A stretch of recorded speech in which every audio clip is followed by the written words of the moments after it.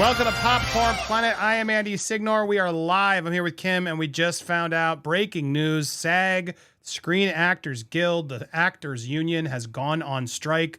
Guys, this is a big deal. This is big news. It's going to affect not just the entertainment industry. I mean, everyone in the entertainment industry, of course, but it's just a bigger conversation I thought we all needed to have about this union, the studios, the CEOs, AI.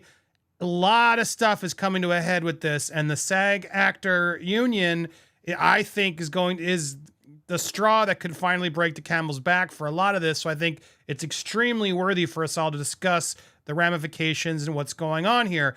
I'm excited to have Kim. Hey, Kim, good to see you. I have so many thoughts on all this because I want to be very clear. I am team actors, team writers, team creatives all the way.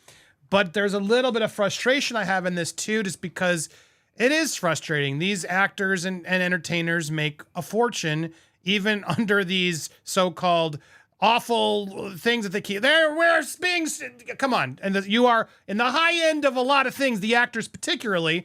And so it's frustrating to an extent. But then you really got to look back, guys. You got to realize how much the CEOs are making. And at the end of the day, this is the entertainment business. And they don't want to go to make a deal because they don't want to take any less money. And that's ultimately, at the end of the day, while I see a lot of you might be annoyed, boo-hoo, these poor actors. But you got to remember who's really in charge of these negotiations. Well, Bob Iger made all comments and came out of retirement to make $54 million in 2 years with comments saying how disturbing and these actors are, this is ridiculous. They don't understand how the economics have changed. Dude, Iger, you made these economics, you idiot.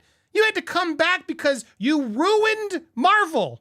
You had, streaming's the future, streaming's the future. You thought you were going to make so much money, you were just going to bleed everyone dry, and instead it blew up in your face. And now Disney is flailing. They're all taking some hits. And I do think a lot of these studios and people they're making less money this year. I firmly believe it. It's not the cash cow they thought it was. But they're still making too much money to be out there saying, we can't afford a deal. We can't afford a deal. The problem with all this is, Kim, and where I'm really stuck is this is like the worst time to go to strike. It's the worst time to go to strike because the fate of the entire movie business really is at a crossroads for me. And I understand why the CEOs and the studios would be trying to play like, hey, we can't afford this right now. Because they can't. Like, Disney is floundering right now. The parks are empty. Their brands are now tarnished. They're not bringing in numbers they used to. Warner Brothers is a mess. Paramount has a couple hits thanks to Tom Cruise, who probably takes a brunt of that. But at the end of the day, like, these studios are starting to hemorrhage and not do as well because they threw so much money at streaming. And in doing so, ruined all of the windowing that so many of us film people saw. Like, you're going to regret this, you're going to regret this, and destroyed the whole medium of filmmaking and releases. There used to be a point where we'd get excited, we'd go to the movie theater, we'd watch a movie. Oh my God, it was amazing. And it would sit there for almost a year, guys, and we'd go back and watch Jurassic Park again. We'd go watch Back to the Future. We'd go watch Harry Potter. We'd go watch Twilight. I mean, this is not something from ages ago. These are current movies. We'd go back and watch Avatar, Titanic, right? Movies. And then what would happen, Kim? We'd wait, we'd get excited. It's on video. Oh my God, we can watch it at home now. What an idea. Now we can watch it at home. Oh, and wait, there's all these other networks and things. Now they get to not only license to us at home, so we buy it. Now we get to sell it to all these other entities, so they get to watch it too. Oh, and then guess what? It goes to streaming. There were like so many windows where these studios were making so much money. Hand over fist, actors, everybody were making residuals. The actors would make money. I do have the thing. Kurt Russell makes money every time someone buys a version of The Thing back in the day. But people don't buy these. They're like, what is this? A coaster. People don't buy that shit anymore because the studios thought, well, wait a second. Netflix is making all this money. Why do we keep letting them have our movies when we could make our own streaming platforms? Let's go make our own streaming platforms. And what they did is they went out and followed it because everybody wants to have it instantaneous. All the content that they controlled, they gave it away for free. And now I love having it all on my phone. Like, I get it. I get it, Kim. It's convenient. It's amazing, but it's destroyed the whole environment of how money was made in this industry. That's the bottom line here. And in doing so, they just invested and made all this money in streaming. Let's take Disney as an example. Disney Plus is built. And then suddenly they make all these movies. And I want, because I was going to do a video over on Movie World, but I guess I'm doing it here now. Bob Iger, head of Disney, has acknowledged what I'm about to say. And I've been saying this for years, Kim, since Disney Plus started. Marvel diluted their focus and attention by making so many TV shows on Disney Plus. Because we focused so much on streaming, because we thought the money was there, because we just gave it all away for free, because everybody needs it now. Oh, I need it now. I don't want to go to the movies. Blah, blah, blah, blah, blah, blah, blah, blah. Because we did that, the whole thing's imploding. And it's just frustrating because so many of us saw this coming. So many of us saw this coming because the reality is when you take a movie to Disney Plus or Netflix, they don't tell you the numbers. There's no ticket revenue. There's no way to tell you whether the movie was successful or not. Only Netflix knows if it's successful. And Netflix is sitting back him like, shit, this is really great for us because we never have to tell you when we're making ching, ching, ching, ching, ching, ching. No accountability. And we just overpaid up front. For your, we'll pay you extra up front. When this was happening, when Netflix was making deals to Will Smith and big talent, they were signing up because like, oh my God, Netflix is paying a fortune. We just have to give away some of our rights, but it's streaming. Who cares? Netflix was chipping away at the studio's heels, and then they were buying these long-term contracts for these movies. And then Disney was like, wait a second, we need to get into the streaming game. We've sold all our rights to Netflix. Well, we better make our own Netflix. Yeah, we'll just put it all out there for free. Not realizing that the model isn't actually sustainable. It's just not. And so now we're at this place where they've completely diluted their own brands. Everything. I feel like content across the board is so much not as good. I mean, there's certain shows, there's still good content, don't get me wrong, but it's just changed. Someone's making fun of me. Oh, Andy's just living in the past. No, there's just a difference now. Our attention span on TikToks, on streaming, everything accessible with our fingertips. There's just a lack of quality control that there used to be that there isn't. We are so sort of have so much content that we see and are exposed to that I feel like our taste is not as good as it used to be. We watch a lot more crap. I'm guilty of it too. We all do it.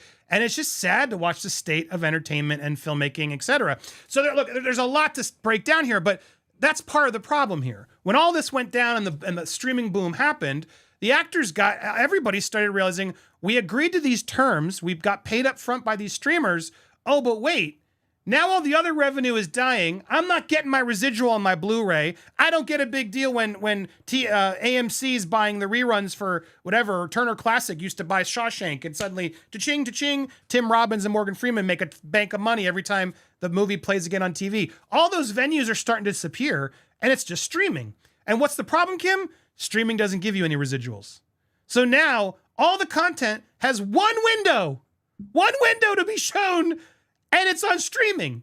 And the only other deals that they make are sometimes now HBO's, Warner's like, well, shit, let's start windowing some of our old HBO shows to Netflix, which they're currently in talks to do. Maybe that'll make us some money. And the problem is like, there's not, the actors, the writers, all these people don't get any of that residuals. They don't really get any piece of those pies because they ran to streaming. They asked the actors to deal with it. This is a cutting edge new thing. And then no one ever made a proper deal. And so now we're at a place, and I feel bad because I think everybody involved in this is just dumb and sucks, and it is what it is. But the reality is like, the studios aren't going to budge because they're not making nearly the money they used to. The actors are rightfully pissed, writers, etc., are rightfully pissed because they're like, well, I don't care that you're making less money. These deals don't work for us anymore, and we're not going to keep doing it. You got to adjust. But then you got the studios like, well, we can't afford to adjust now. The hell is it? You're being ungrateful. You know that the pandemic has destroyed us. Streaming isn't giving us the revenue that we used to watch. Blah, blah, blah, blah, blah, blah, blah. And we're at an impasse. And this is a big deal, guys, because I really think this is going to have long-term ramifications because I don't think this is going to end quickly. I don't see how it is. There's all talk that the studios are kind of grateful that the strike's happening and that they secretly have been waiting for this moment so they could actually cut a lot of corners and trim a lot of fat. We did a video over in the Royals channel this morning because it's a perfect example, like Meghan and Harry. Just one example. Great, perfect excuse for Netflix to cut their deal. Sorry, you can't go shoot because the actors are now on strike. The writers are now on strike.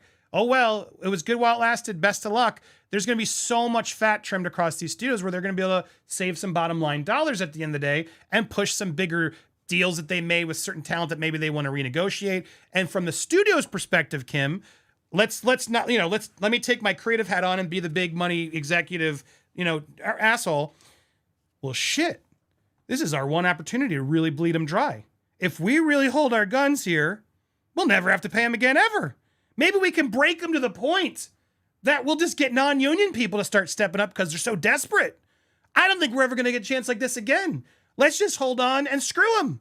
Yeah, they're going to be homeless. They're going to go do it. But we, money, power, hungry execs, it's going to work. We got enough money to save. Heck, I got $38 billion last year.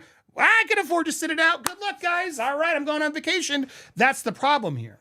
And then you got the actors on the other side. A lot of them, Fran Dreschers and others, can afford to be on strike for a while. But where this really gets hit are the day players, the smaller actors, the writers who aren't in deals with streaming entities. All these people and other entities on film. My brother's an AD. He's not gonna be able to work forever. Anybody in any sort of production gear is now out of work for probably till at least Halloween. And, everyone's got a budget and have lives and kids and down payments, and it sucks. And these are the people that make our entertainment, that make, our creativity, and that we all go to rely on. And so Fran Drescher's there, reacting, and she's passionate, and I like what she's saying. There's a few things where I'm rolling my eyes like, come on, you didn't save us. We're not the ones you went to in COVID. We're the heroes of, no, come on, dude. There's a little bit of a flighty, actory big-headedness there, but she's not wrong in that, they got to start standing their ground. And there was a lot that was said. I'm going to bring Kim in this. Their AI is now impending everybody. And they were saying, the actors reps were saying that they came with a deal-breaking AI. And the guy's like, their groundbreaking AI plan was, we'll pay the actors a set fee to be background, and then we can own that background and use it forever. Yep. We'll just pay them once, and then we'll own it, and then we can use background whenever we want, and never have to pay actors to be extras again. Fuck that. Yeah, and that's the thing, right? Because where are actors supposed to start if the first job they get, they sign over their image to a studio that now owns it and can do whatever they want with it? That's insane. That is legitimately insane. And something I want to make clear, because I'm seeing people talking in the chat, and this union alone has 160,000 members. We're not talking about the 100 actors that are making 20 million a movie. That's not what this is about. And part of what Fran said, I agree with her, that if they don't treat the talent properly on all levels, because this includes voice actors, it includes other performers, background performers, it includes so many different people, then what is stopping them from doing that to other people that work on film sets? And we're already seeing how writers are being treated too. This affects everybody in this industry, and it creates a domino. It creates a domino effect. And you cannot have these corporations, these companies making millions and millions and millions, if not billions of dollars of profit, and the CEOs are getting bonuses in the millions, and then say we can't afford to pay people a livable wage, or we're literally just going to take someone's image, take that from them, and use it whenever we want. That's what this is about. That's what this is about. This is not about the Tom Cruises of the world. Does that make sense, Andy? Yeah, 100%. Yeah. I mean, look, the whole thing's, again, we're talking about the movies, but it's just, there's so much more to be said about just sort of the state of the world in general, and the economy and capitalism and all of it. It's just, and I'm not smart enough to go into it because I never studied economics well enough in college. But, all I know is that, the rich keep controlling it all. The rich do not want to give up any of their wealth. And that's the problem we have faced. And I think a lot of the problems of our world, our divisiveness, our politics, everything, certain people control it all and don't want to share. Like at any cost, and they'll go at any cost not to share. And I have a problem with that. I think it is, I've said it before, there's a certain amount of money where I feel like, all right, you've hit the cap. You've hit the cap. It's time to put that money elsewhere for the better good of the entire human race. than to just keep letting Jeff Bezos have more super yachts. I personally, that's my belief system, right? And so it's frustrating because to fight for Hollywood and Hollywood actors and all this. I know it's, for some of you, might be eye rolly and frustrating, but it's a big deal because here you have rich people fighting richer people. And it's kind of fascinating to watch how it's going to go down. Like, who's going to win? But you have the more popular rich people fighting the way even more richer people. And I don't know. I'm definitely getting my popcorn. I'm watching. Kim, go ahead. So all the rich people are fighting, right? You've got rich people, and then you've got upper echelon rich people that have more money than most of us can conceive of, right? What we're talking about right now is people that are like, oh no, I'm not going to get my $5 million bonus this year, so I guess I'm not going to get my 7th house.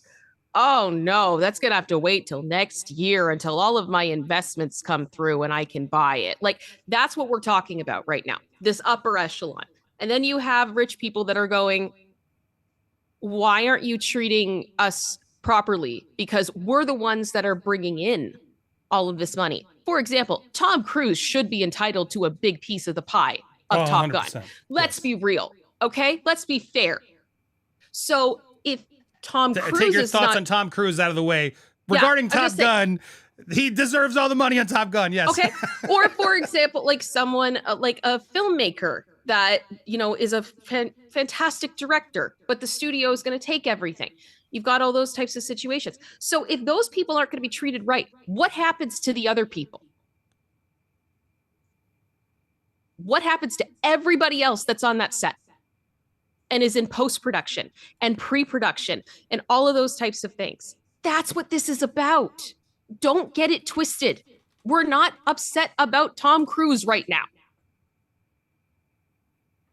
Does that make sense, chat? Are we all on the same page now? Everyone's upset about everything, and people are never going to help. Again, here's why I think it matters and why you should be upset. Because sure, I hear a lot of people, the actors make so much money, I can't feel for them. I can't pay my own house payments. And then you got these actors making $1,000 a week. Look, I was in the SAG union. I'm no longer in the SAG union. I'm deferred or something because obviously I'm not doing union work. And I don't need it really, but I kept it. They let you retire it or something and activate it, and you have to pay your dues if you want to get back in. But I did it for a while when I moved to LA, Kim, and it was pretty amazing because, I had access. My brother was an AD. He would do commercials, and union commercials could pay pretty well. I remember I was a student in college. I didn't really have any money. I didn't know what the hell I was going to do. He was able to pull me on as an extra on certain commercials, and because he was the AD, assistant director, they're able to like control which extras, the background actors get to stick around. And he would put me in like commercials. And so I remember one time, Kim, I was in a Fridays commercial, and because it was on a weekend, it was double pay. It then was overtime. It was a holiday, and and he made sure I was the last one there, like 3 of us. We were the last ones there. I got paid like $2,000 that day to sit and eat Fridays tortellini chicken all day in a fake horrible. Fridays. It was incredible. And I was like, yes, please, thank God. But that was my pay for like 2 months because I didn't get another one for a really long time. And so the problem is, yes, it's a lot of money, but then, unless you really are getting good and your accent, you get one of those gigs once a month, and that's how you're living off of it. And LA is not cheap to live in while you try to sustain these gigs and get all the things you need. I feel for the little actors. I do. There's a lot of, they make $100,000, $200,000 a year if they're lucky.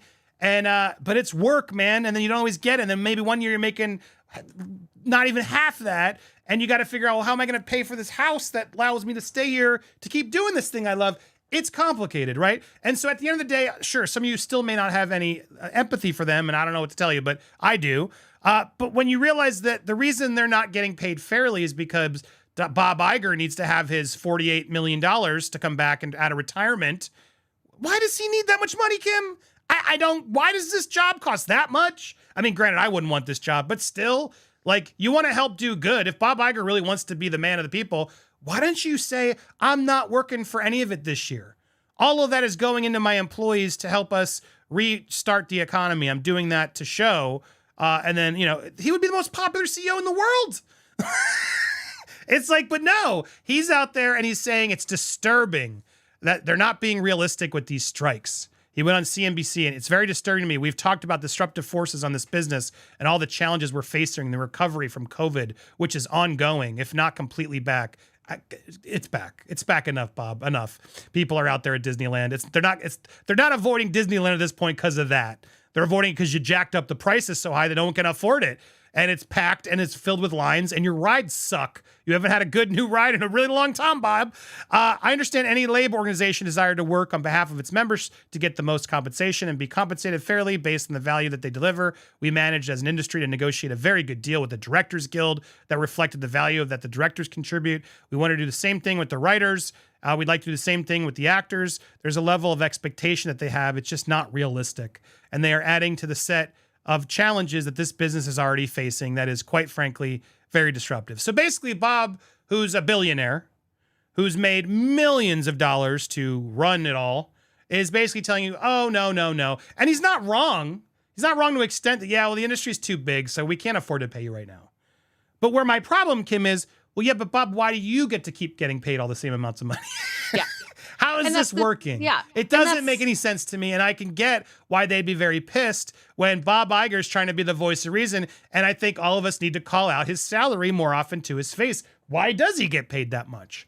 It doesn't make any sense to me. Go ahead, Kim. No, I was just going to say, like, and again, like this type of a strike, it affects other people that aren't necessarily a part of SAG or whatever. Or is it just going to pull our friend, Amy Goodhart just said, as a union costume designer in the film/TV, the writer's strike has killed us. And now with the SAG strike too, oof, it's rough. All of this matters, right? And the thing is, it's absolutely ridiculous for Bob Iger to be saying, well, this just isn't realistic. When, I'm sorry, any other job on the planet getting like a bonus, like a $10 million bonus when you're saying your company is suffering? Yeah, maybe don't take the bonus this year, Bob, if you really want to. What? Because it's not like it's just him, right? There's probably other executives that are getting that too, right? There's like a whole board of people.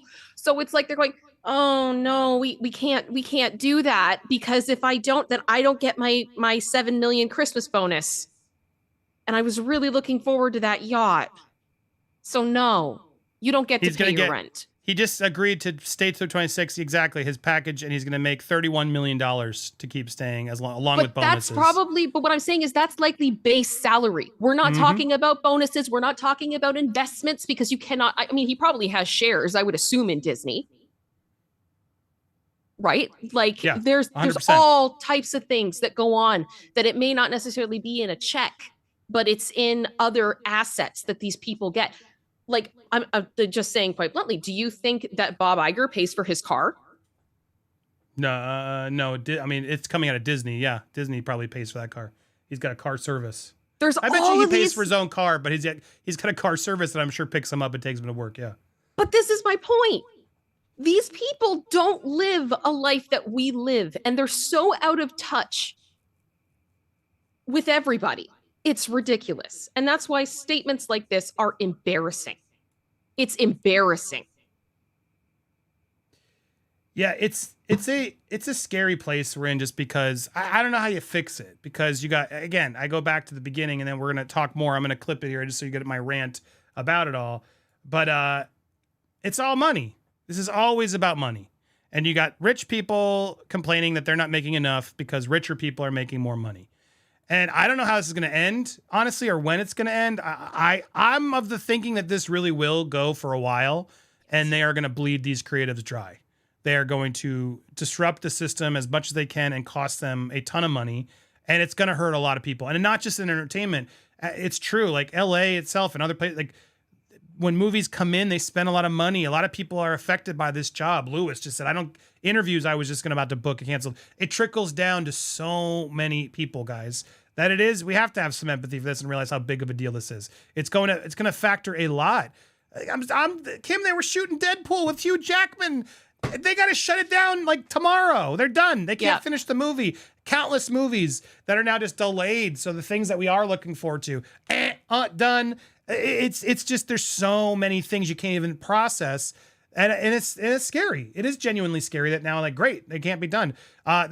Christopher Nolan's premiere was last night, and they literally did all these premieres. Barbie, everyone, they're like, we got to get these premieres before this cut deadline, because now all actors are like, done. We're going to be striking. We can't go do anything for the studios. Here was the studio's response, by the way. Motion picture, whatever it is, the studios, they presented a deal that offered historic pay and residual increases, substantially higher caps on pension, health contributions, audition protections, shortened series options periods, groundbreaking AI proposal. Again, they're not giving us any of the actual, these were shit, apparently. Yada, yada. AI strike is certainly not the outcome we hope for, as studios cannot operate without the performers that bring our TV shows and films to life. The union has regrettably chosen a path that will lead to financial hardship for countless thousands of people who depend on this industry. I mean, so are you. Like, yeah. I love how they're like blaming the actors as if they're the ones who are going to cause this. You could have dealt with their terms. Like, you're the one with the money. Yeah, you're the one with the money. They're coming to you asking for the money. We can't afford to pay them that much. We offered to give them some money, guys, but you got to understand, they're the ones causing the hardship. Oh, yeah? You're the money people. You don't get to blame them. Pay no attention to the man behind the curtain. Here's some of the components of the producer's offer that SAG has chosen to forego in favor. Highest percentage increase in a minute. What does that mean? So they offered 2 cents would be the highest percentage. I don't even know what it is, but nice try, sneaky. 76 increase, high budget video on demand. No one's buying video on demand. We want streaming residuals. We want to know transparency on your ratings. Also, what does foreign residuals mean? I get that in other countries when they sell internationally to other places, so I guess. So it doesn't matter in the States then? I guess so. They didn't increase it there. Substantial increases in pension, and okay, that's standard. Groundbreaking AI proposal which protects performers' digital likeness, including a requirement for performers' consent for the creation. But yeah, then they own it forever. So we will now use you as our background extra, but then we own you in our library forever. 58% increase in salaries for a major role performance on high-budget video-on-demand programs. Only that? Okay, limitations on self-tape requests. Limitations on self-tape requests. Yeah, none of this seems like it's going to... Anyway, they're just trying to make themselves... I don't want to even read it all. They're trying to make themselves like, look what we gave them. I need to know what was the offer, and why won't you just match their offer? This is all selling factor, and yeah, you are also to blame. So the producers aren't going to blame... Guys, this is going to have serious ramifications for the state of content, for other unions. There's people. I know a lot of people from the UK are watching, and they're talking about all the strikes and unions on strike out there, how long it's been. And yeah, this is going to start becoming more and more of a big deal. But what's scary is with AI and everything else going, if they really rock the boat, the talent, I do believe they could destroy the whole system. And I don't think that's going to help them in the slightest. There's a version of this story, Kim, that's pretty scary. The judgment day for me is the studio's just saying, fuck it. Okay, we're not going to work with unions anymore. As if actors and writers are going to stop working. Like, there's a certain point where they could just say, all right. And I'm sure there's a lot of scabs who will run across that line to start getting some work made who didn't get the opportunities that all these people suddenly have. Do you know what I mean? There is a fear there that could blow up in their face. I do understand that. But at the same time, I feel like in particular with the writers, I've read a lot of stories of writers that they're literally living below poverty. And, you know, they're couch surfing. They don't have a place of their own. They can't get a place of their own. They can't get steady enough work to be able to qualify for a place of their own, for example. And a lot of them are kind of at a point where it's like, this is not a sustainable career, period. So I feel like you're dealing with people that are saying, well, we're going to take the food off your table then if you don't comply. And the writers are going, my plate is already empty. There's nothing on my table. Yeah, so but you also got to look, the writers want 3 months paid. There's a few deals in the writers deal and I'm like, guys, that's too much. Like, I understand the AI, I understand some of the rates, but some of them just you need to employ me for 3 months on these gigs. Just cut. No, nobody gets that kind of stability all the time.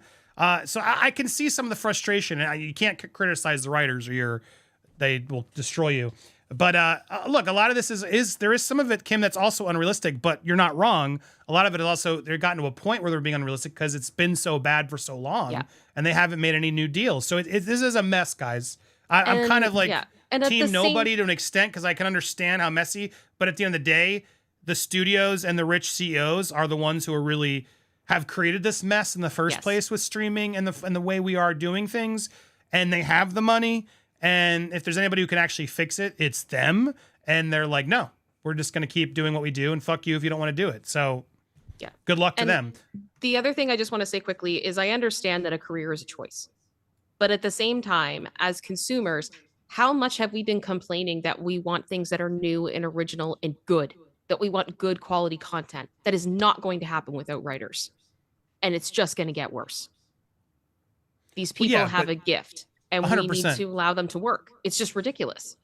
What's like, but it's owning what you create should be like what Taylor Swift's doing. But I look at like Sylvester Stallone, like they won't give him back Rocky. It like got sold over to some old producer who's now just like ruining the rights, and he's been trying to buy it back. And it's sad. There should be some sort of law or rule that protects, especially while living, you know, that you should be able to get your rights back to certain things. But we don't live in that world. The highest dollar buys it out and then gets to exploit it and ruin it forever. And that's why it is important for writers to get some sort of pay, especially if they're going to be bought out and never can be able to control the things they write. It's scary. And it's hard to do outside the system. That said, AI and everything else, if this whole thing exploded, maybe we would finally get that renaissance, Kim, of new ideas. Everybody's finally using AI and their own opportunity and time off to create things outside of the system to finally get new ideas. One could hope. If you haven't already, hit that subscribe button, hit that bell for all alerts. I'm just hitting a clip here, but we got so much more to talk about. Update on Captain Kori, the Captain Kori Foundation. What? Oh, we're going to be talking about that. And if you haven't already, go to his GoFundMe to learn all about it. Plus, Steph just came in. We got so much more to talk about. If you want to watch the press conference and the full chat, go become a member. Guys, can we get some members today? Hit that join button, become a member, become a Planeteer, pick a level. And yeah, you'll be able to watch all the replays, including this one, the full show, and so much more.